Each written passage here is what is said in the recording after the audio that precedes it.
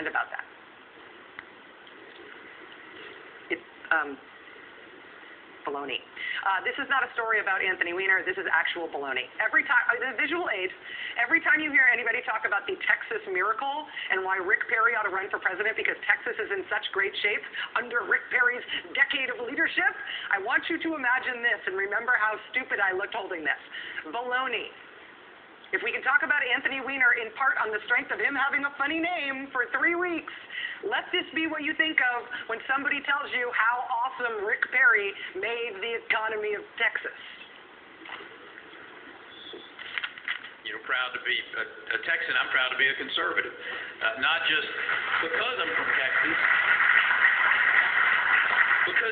because conservatives have won the war of ideals.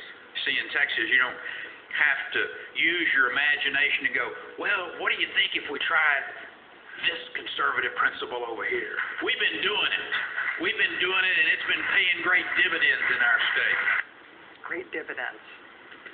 This is the case for Rick Perry for president. The Wall Street Journal lead editorial last week was titled, "The Lone Star Job Surge."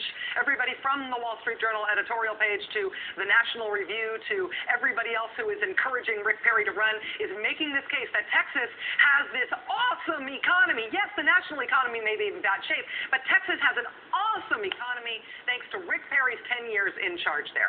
After Rick Perry's 10 years in charge in Texas, Texas is a lot of things, but a place where economically everything has worked out awesome?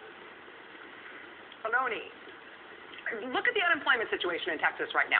Texas is in the middle of the pack in the country in terms of its unemployment rate. 23 states across the country have a lower unemployment rate than Texas does. And that stubborn unemployment rate in the Lone Star State has been going up as the rest of the country has recently been coming down.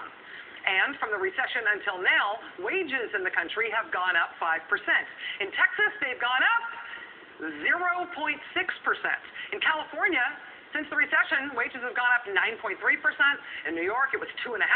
Again, nationally, it was 5%. In Texas, it was 0.6%. In terms of the jobs that Texans do have, Texas has the highest proportion in the country of people making minimum wage and the highest number of people earning minimum wage of anywhere in the country. Nationally, in median terms, American workers are making $12.50 per hour. That's the median wage nationally. In Texas, the median wage is $11.20 per hour. And, by the way, you don't have health insurance. Texas has the highest proportion of uninsured people in the entire country. More than 1 in 4 Texans do not have health insurance.